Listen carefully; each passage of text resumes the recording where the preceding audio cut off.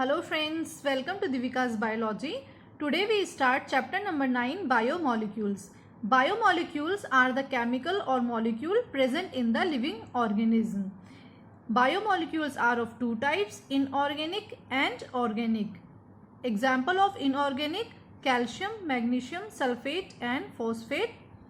Example of organic biomolecules are carbohydrates, fats, proteins, nucleic acid and vitamins.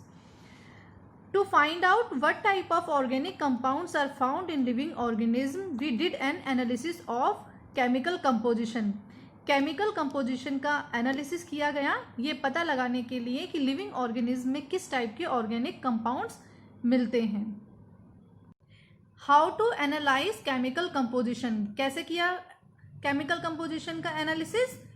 Living tissue को लिया, उसे मॉर्टल pastel में रखकर उसके अंदर क्या डाल दिया? Trichloroacetic acid. फिर उसे ग्रिंड किया. ग्रिंड करने के बाद हमें क्या मिल गया? Thick slurry. उसे स्ट्रेन कर लिया, छान लिया. छानने के बाद हमें 2 फ्रैक्शंस मिले. First acid soluble pool, second acid insoluble pool.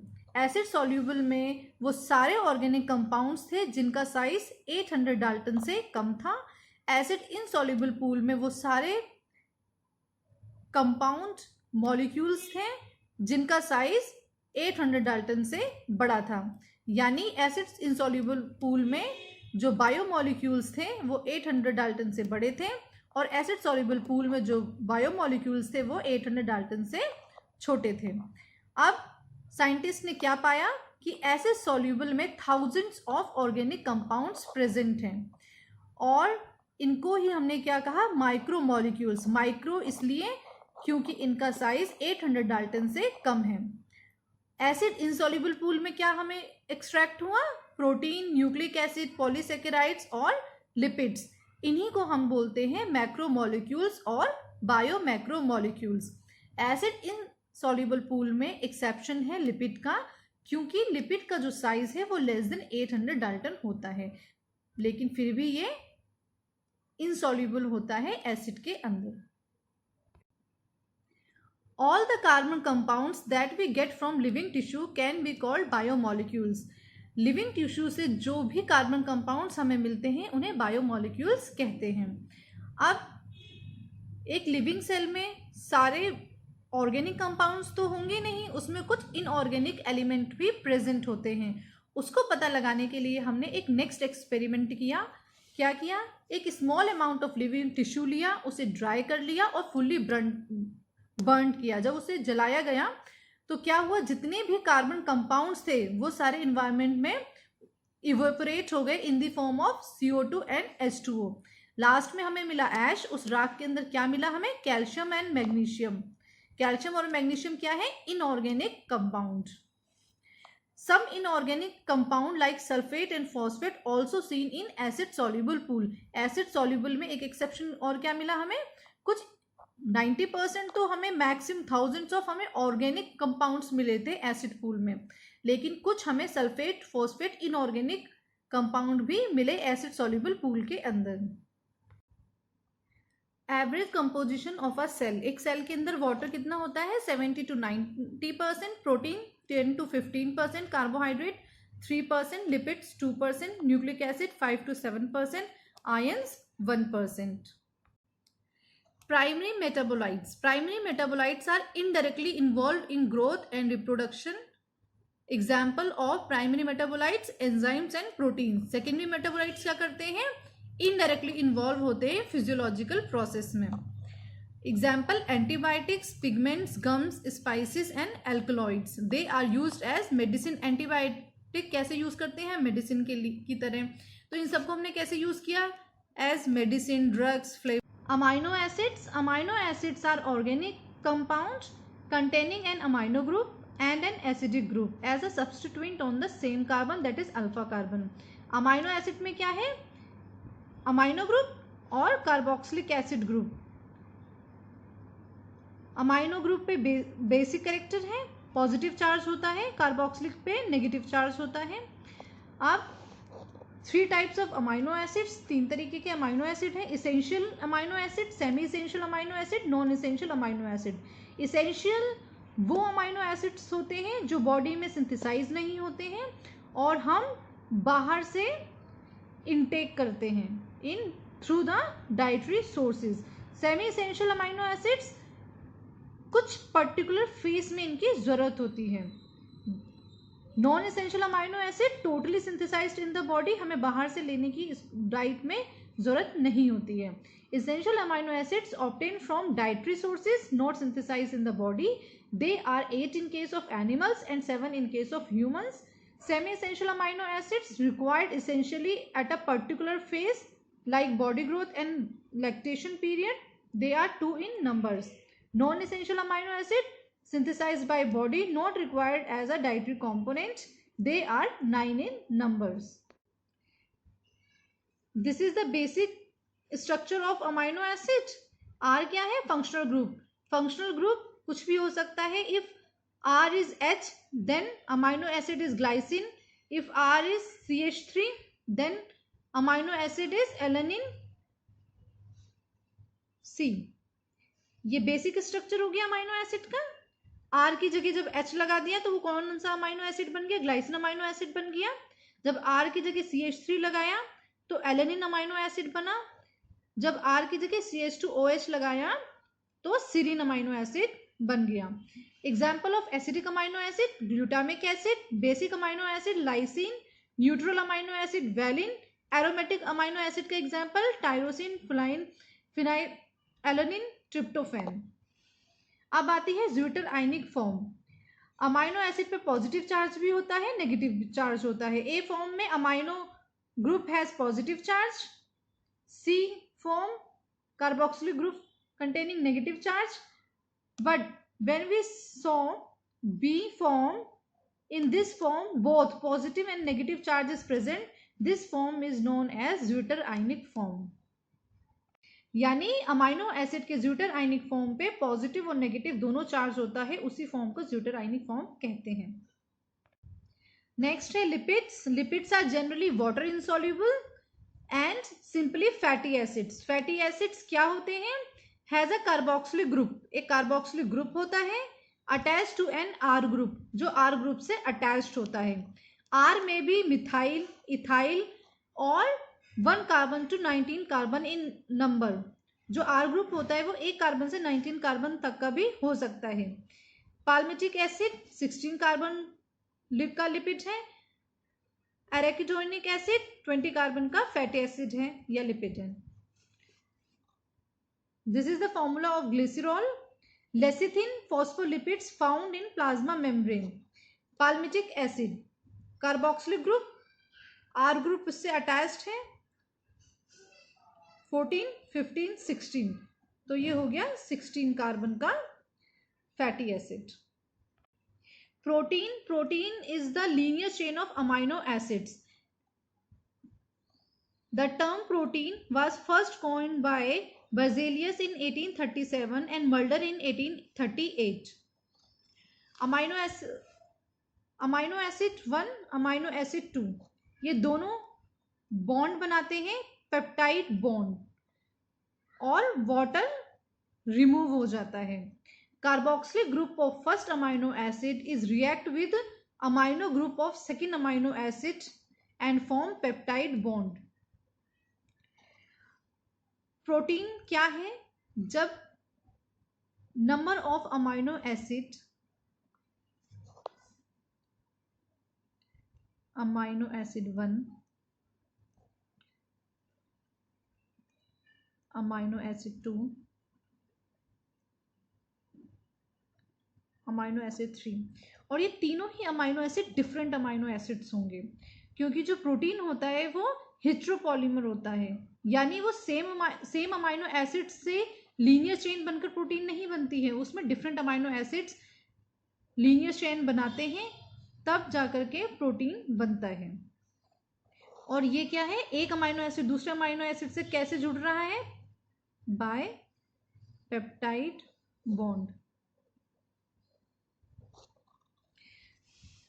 Types of protein, simple protein, conjugated protein, simple के एग्जाम्पल है albumin, globulin, glutelins, prolamins, albuminoids etcetera. Conjugated proteins के nucleoproteins, chromoproteins, glycoproteins, phosphoproteins, lipoproteins and मेटालोप्रोटीन्स।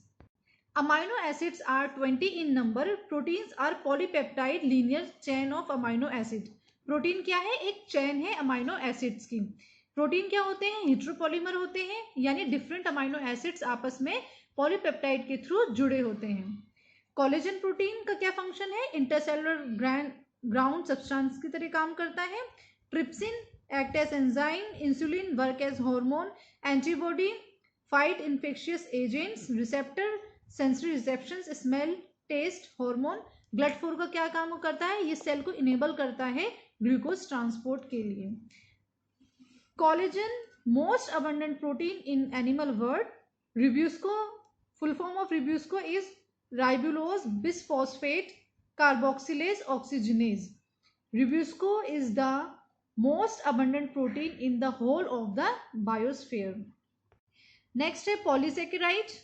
Polysaccharide क्या होते हैं? Long chain of sugars. Poly का मतलब number of, मतलब एक से ज्यादा। पॉली मीन्स काफी सारे, सेकेराइड्स मीन्स शुगर। जब कई सारे शुगर्स आपस में अटैच्ड हो जाते हैं तो वो क्या बनाते हैं? पॉलीसेकेराइड्स। सेल्यूलोज, अब ये शुगर अगर सेम शुगर अटैच्ड है तो वो होमोपॉलीमर बन जाएगा, अगर डिफरेंट शुगर अटैच्ड है तो वो हेट्रोपॉलीमर बन जाएगा। सेल्यूलोज क्या है? होमोपॉलीमर, यानी सेम शुगर से बना है। सेम शुगर मीन्स ग्लूकोज से। जब नंबर ऑफ ग्लूकोज अटैच्ड होकर क्या बना रहे हैं? Cellulose. Cellulose is a polymeric polysaccharides consisting of only one type of monosaccharide. और ग्लूकोज क्या है? मोनोसेकेराइड। जब एक ही तरीके का बहुत सारे मोनोसेकेराइड्स जुड़ के क्या बना रहे हैं? Cellulose, homopolymer. Store house of energy. Plants के केस में क्या है? स्टार्च, और एनिमल्स के केस में क्या है? ग्लाइकोजन। हम ढेर सारा ग्लूकोज कंज्यूम करते हैं। ग्लूकोज लिवर के अंदर ग्लाइकोजन की फॉर्म में स्टोर होता है। जैसे जैसे हम वर्क करते हैं ग्लाइकोजन ब्रेक होता है, ग्लूकोज रिलीज होता है और बॉडी उसे यूज करती है। बॉडी में ग्लूकोज ग्लाइकोजन की फॉर्म में लिवर के अंदर स्टोर होता है। Insulin is a polymer of fructose. Insulin किससे बना है? फ्रक्टोज से। ग्लाइकोजन के दो एंड है, right end and left end. Left end known as non reducing end, right end known as reducing end. Starch का हेलिकल स्ट्रक्चर होता है and starch hold iodine which gives blue in colour. Cellulose can not hold iodine. So जब हम test करते हैं तो starch blue colour दे देता है और सेल्यूलोज ब्लू कलर नहीं देता है। Plant cell walls are made up of cellulose. Plant cell किससे बनी होती है? सेल वॉल सेल्यूलोज से। पेपर किससे बनता है? प्लांट पल्प और सेल्यूलोजिक कॉटन फाइबर से। आर्थ्रोपोड्स का एक्सोस्केलेटन क्या कहलाता है? काइटिन या चिटिन, कुछ भी। Nucleic acid. न्यूक्लिक एसिड क्या है? Building block is a nucleotide, यानी न्यूक्लियोटाइड से क्या बना है? Nucleic acid. न्यूक्लिक एसिड क्या होते हैं? डीएनए और RNA. D means deoxyribose, R means ribose. DNA deoxyribose nucleic acid, RNA ribose nucleic acid. DNA और आरएनए में राइबोज शुगर का डिफरेंस होता है। डीएनए में डीऑक्सीराइबोज शुगर प्रेजेंट होती है और आरएनए में राइबोज शुगर प्रेजेंट होती है। अब ये न्यूक्लियोटाइड कैसे बनता है? एक न्यूक्लियोटाइड में तीन चीज होती हैं। पहले एक हेट्रोसाइक्लिक कंपाउंड, दूसरा मोनोसेकेराइड यानी शुगर। कौन सा sugar? Ribose sugar in case of RNA and deoxyribose sugar in case of DNA. और थर्ड चीज फॉस्फेट, यानी हेट्रोसाइक्लिक कंपाउंड, दूसरा शुगर, तीसरा फॉस्फेट। ये तीनों मिलके क्या बनाते हैं? न्यूक्लियोटाइड। जब ये फॉस्फेट निकल जाता है, खाली इन दोनों को क्या बोलते हैं? न्यूक्लियोसाइड। हेट्रोसाइक्लिक कंपाउंड कौन से होते हैं? Nitrogenous base. नाइट्रोजनस बेस को हेट्रोसाइक्लिक कंपाउंड कहते हैं। नाइट्रोजनस बेस कौन कौन से हैं? Adenine, guanine, uracil, cytosine and thymine. अब नाइट्रोजनस बेस को हमने दो कैटेगरी में डिवाइड कर दिया है, प्यूरिन्स एंड पिरामिडिन्स। प्यूरिन्स में आते हैं एडेनिन एंड ग्वानिन, पिरामिडिन्स में आते हैं साइटोसिन एंड थायमिन। जब डीएनए होता है तो डीएनए में पिरामिडिन प्रेजेंट होता है, साइटोसिन एंड थायमिन, और आरएनए के केस में पिरामिडिन प्रेजेंट होता है, साइटोसिन एंड यूरेसिन। डीएनए में एडेनिन बॉन्ड बनाता है थायमिन से और ग्वानिन बॉन्ड बनाता है साइटोसिन से। मोनोसेकेराइड क्या है? Sugar, pentose sugar, ribose sugar हो सकता है या डीऑक्सीराइबोज शुगर होगा। तो आरएनए के केस में राइबोज शुगर, डीएनए के केस में डीऑक्सीराइबोज शुगर। डीएनए क्या है? Nucleic acid containing deoxyribose sugar. RNA क्या है? Nucleic acid containing ribose sugar. अब देखते हैं स्ट्रक्चर ऑफ प्रोटीन। तो पहला स्ट्रक्चर है प्राइमरी स्ट्रक्चर। प्राइमरी स्ट्रक्चर में क्या होता है? सिर्फ सीक्वेंस ऑफ अमाइनो एसिड्स, जिसे हम देख के बोल सके this is the first amino acid and this is the second amino acid. ये होता है primary structure of the protein. Protein का जो लेफ्ट एंड होता है वहां से हम अमाइनो एसिड को फर्स्ट अमाइनो एसिड बोलते हैं, और जो राइट एंड होता है वहां पे लास्ट अमाइनो एसिड्स होता है, जिसे हम कहते हैं सी टर्मिनल। यानी प्रोटीन का left end terminal end protein का right end C terminal. In 1953, Frederick Sanger for the first time determined the amino acid sequence of protein hormone insulin। यानी फ्रेडरिक सेंगर ने 1953 में सबसे पहले जो अमाइनो एसिड का सीक्वेंस देखा था, किसमें देखा था? इंसुलिन हार्मोन में। Next structure is secondary structure. Secondary structure क्या है? Long polypeptide chain are fold और coil to produce specific structure. यानी प्राइमरी स्ट्रक्चर में क्या था? लॉन्ग पॉलीपेप्टाइड था। अब वो पॉलीपेप्टाइड ने खुद को फोल्ड करके एक स्पेसिफिक स्ट्रक्चर बना दिया, जिसे कहा सेकेंडरी स्ट्रक्चर। सेकेंडरी स्ट्रक्चर के 3 मेजर टाइप्स हैं, alpha helix, collagen and beta pleated sheet. जब ये आपस में फोल्ड हो रहे हैं तो इनके बीच कौन सा बॉन्ड बनता है? Hydrogen bond. Alpha helix right handed होते हैं, सेकंड है कोलेजन, और थर्ड है beta pleated sheet. Beta pleated sheet further is of 2 types, beta parallel sheet and beta anti parallel sheet. Beta parallel sheet में same direction में होते हैं और बीटा एंटी पैरेलल शीट में जो स्ट्रैंड्स होते हैं वो ऑपोजिट डायरेक्शन में होते हैं। अब है tertiary structure. The long protein chain is also folded upon itself like a hollow woollen ball. जो लॉन्ग चेन थी उसने कैसे अपने आप को फोल्ड करके क्या बना लिया? एक होलो वुलन बॉल बना दिया and give rise to tertiary structure. Primary से थोड़ा कॉम्प्लेक्स होता है सेकेंडरी स्ट्रक्चर, सेकेंडरी से मोर कॉम्प्लेक्स टर्शरी, और टर्शरी से ज्यादा complex quaternary structure. Protein called fibrous protein. Tertiary structure में कौन कौन से बॉन्ड प्रेजेंट होते हैं? Hydrogen bond, ionic bond, van der Waals interaction, covalent bond and hydrophobic bonds. Fourth and last structure है प्रोटीन का quaternary structure. 2 or more polypeptide chain united by the hydrogen bond and electrostatic bond। Quaternary structure की सबसे बड़ी पहचान क्या है? Electrostatic bond. इसमें क्या आ जाता है? Electrostatic bond. Adult human haemoglobin consist of 4 subunits.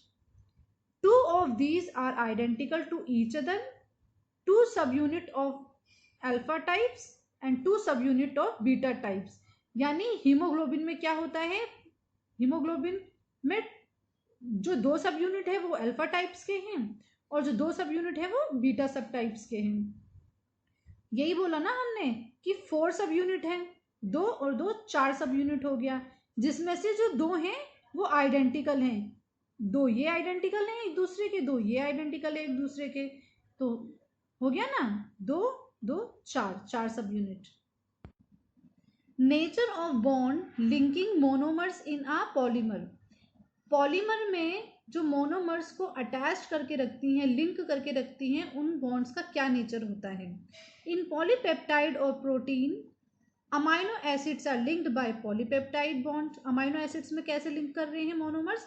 Polypeptide के थ्रू। पॉलीसेकेराइड्स क्या था? जब नंबर ऑफ शुगर्स आपस में अटैच्ड हो रही थी, एग्जाम्पल सेल्यूलोज, ग्लाइकोजन, ठीक है।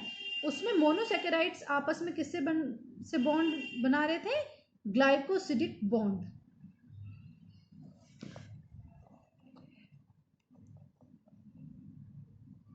ये एक मोनोसेकेराइड है, ये दूसरा मोनोसेकेराइड है, या शुगर 1 बोल लो या शुगर 2। ये किससे लिंक हो रहे हैं? इनके बीच कौन सा बॉन्ड है? Glycosidic bond.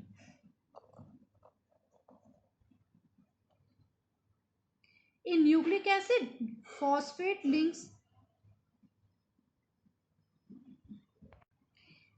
3' carbon of one sugar or one nucleotide to the 5' carbon of the sugar of succeeding nucleotide. Nucleic acid में कैसे बॉन्ड बन रहा है? Phosphate link. कैसे कर रहे हैं फॉस्फेट आपस में लिंक? एक शुगर के वो 3' कार्बन से अटैच्ड हो रहे हैं और दूसरे जो न्यूक्लियोटाइड है उसके कार्बन के 5th कार्बन से अटैच्ड हो रहे हैं। The bond between phosphate and hydroxyl group of a sugar is an ester bond. और फॉस्फेट और हाइड्रोक्सिल ग्रुप के बीच में कौन सा बॉन्ड बन रहा है? Ester bond. As this bond is on either side, so called phosphodiester bond. यानी प्रोटीन में पेप्टाइड बॉन्ड, पॉलीसेकेराइड्स में glycosidic bond and nucleic acid में फॉस्फोडाइस्टर बॉन्ड से मोनोमर आपस में लिंक कर रहे हैं। न्यूक्लिक एसिड्स सेकेंडरी स्ट्रक्चर हैं। DNA is the famous Watson and Crick model, double helix or antiparallel. The backbone is formed by the sugar-phosphate sugar chain. Adenine bind with thymine, cytosine bind with guanine. Adenine और thymine के बीच में 3 bond बनती हैं। Cytosine और guanine के बीच में 2 फॉर्म्स बनती हैं, 2 बॉन्ड्स बनती हैं। Each step of ascent the strand turn 36 degree 1 full turn include 10 base pairs.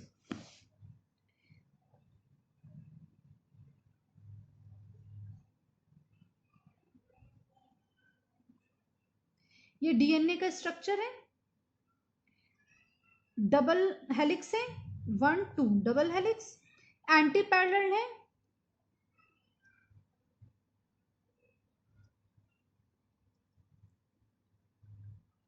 यानी एक हेलिक्स 3' 5' होगा, दूसरा उसके अपोजिट 5' 3' होगा। ठीक है, अब इसके बीच में क्या प्रेजेंट है?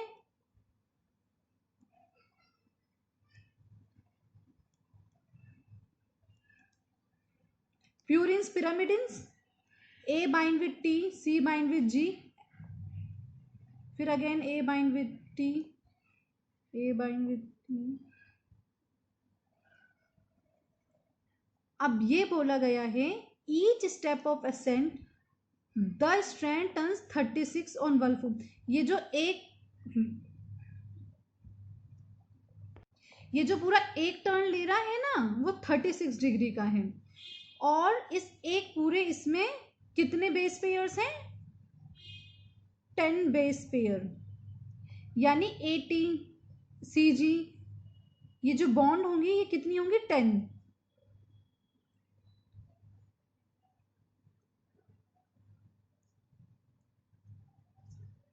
One two three 4 6 7 8 9 10। ये जो एक टर्न है ना इसमें क्या होगा? 10 बेस पेयर्स होंगे।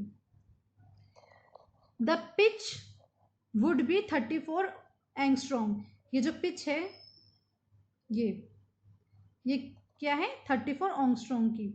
The rise per base pair would be 3.4 angstrom. This form is called beta DNA और बी डीएनए। ये क्या है? बीटा डीएनए और बी डीएनए।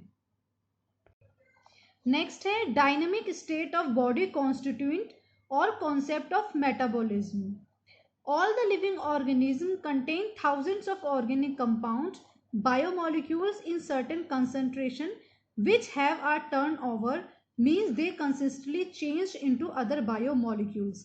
लिविंग ऑर्गेनिज्म में thousands of organic compounds हैं, उनका कुछ अमाउंट है जो कंसिस्टेंटली चेंज होता रहता है, दूसरे बायोमोलिक्यूल्स को बनाता रहता है. फॉर एग्जाम्पल हमारे पास 1000 अमाइनो एसिड्स हैं, वो चेंज होकर के उन्होंने कुछ अमाउंट ऑफ प्रोटीन बनाएंगे, फिर से प्रोटीन के ब्रेक डाउन होगा, फिर कुछ अमाइनो एसिड्स बन जाएंगे. अब दिस ब्रेकिंग एंड, अब ये जो अमाइनो एसिड से प्रोटीन बना और फिर प्रोटीन से अमाइनो एसिड, जब प्रोटीन का ब्रेक डाउन हुआ तो अमाइनो एसिड्स बने, तो ये ब्रेकिंग और जो मेकिंग था, ये पूरा रिएक्शन क्या कहलाया? Metabolism. This breaking and making is through chemical reaction called metabolism. यानी मेटाबॉलिज्म में किसी चीज का बनना और टूटना दोनों आता है. ठीक है. अब मेटाबॉलिक रिएक्शन 2 टाइप्स की हो सकती है, इसी बेसिस पे इनफैक्ट होती हैं, कैटाबॉलिक और एनाबॉलिक. कैटाबॉलिक मीन्स जब ब्रेकडाउन रिएक्शन होती है उसे कैटाबॉलिक रिएक्शन बोलते हैं. एनाबॉलिक में क्या होता है? कुछ चीज सिंथेसाइज होती है. जब अमाइनो एसिड से प्रोटीन बना तो ये एनाबॉलिक रिएक्शन हुई. जब प्रोटीन का ब्रेकडाउन होकर के अमाइनो एसिड्स बना तो वो कैटाबॉलिक रिएक्शन हुई. और ये पूरी रिएक्शन क्या हुई? Metabolism. Metabolic reaction consist in the transformation of biomolecules. Amino acids था, उसमें से CO2 निकल गया तो क्या बन गया? अमीन बन गया. Metabolic reactions do not occur in isolation but always linked to same other reaction. Metabolic reaction isolation में कभी नहीं होती, मतलब मेटाबॉलिक रिएक्शन कभी भी अकेले नहीं होती, वो हमेशा ही अदर रिएक्शंस को अफेक्ट कर रही होती हैं. Flow of metabolites through metabolic pathway has a definite rate and reaction is called dynamic state of body constituent. यानी जो मेटाबोलाइट्स क्या होंगे? जब अमाइनो एसिड से अमाइन बन रहा है तो अमाइनो एसिड क्या हो गया? मेटाबोलाइट हो गया. ये जो मेटाबोलाइट हैं और जो ये रिएक्शन हो रही है उसका एक डेफिनेट रेट होगा और एक पर्टिकुलर रिएक्शन होगी. इसीलिए हमने कहा dynamic state of body constituent. Dynamic means कि कोई every reaction of metabolic reaction is a catalysed reaction. यानी मेटाबॉलिक रिएक्शन की सारी रिएक्शन क्या है? कैटालाइज्ड रिएक्शन मीन्स उसमें एंजाइम्स यूज हो रहे हैं. They are catalysed by enzymes. यानी मेटाबॉलिक रिएक्शंस क्या होती हैं? Enzyme based reactions. Metabolic base for living. Anabolic pathway, biosynthetic pathway और कंज्यूम एनर्जी. कैटाबॉलिक पाथवे और रिलीज ऑफ एनर्जी. एनाबॉलिक में क्या है? सिंथेसिस हो रहा है. कैटाबॉलिक में ब्रेकडाउन हो रहा है. सिंथेसिस में एनर्जी कंज्यूम होती है, ब्रेकडाउन में एनर्जी रिलीज होती है. Formation of protein from amino acid consume energy. Glucose is degraded to lactic acid, energy is liberated. Glycolysis क्या है?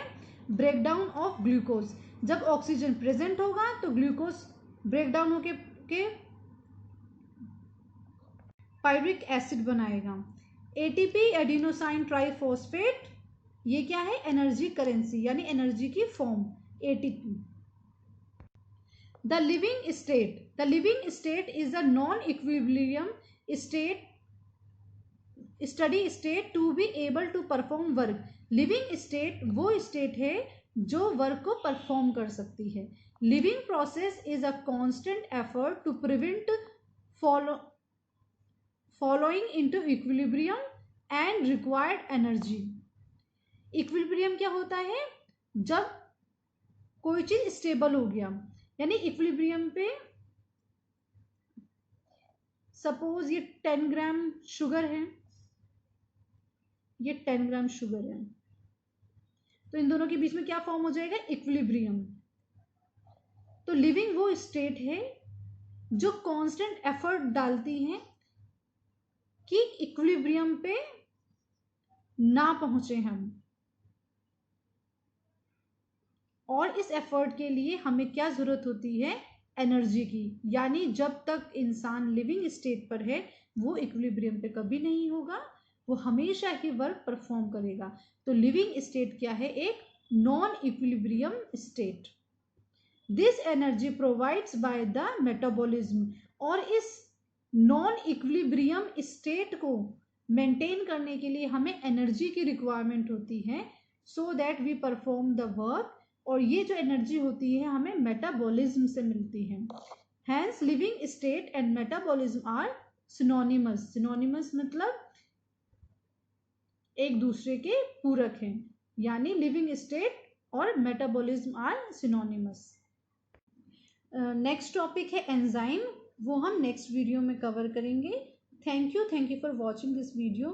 Please like and subscribe my channel. Thank you for watching.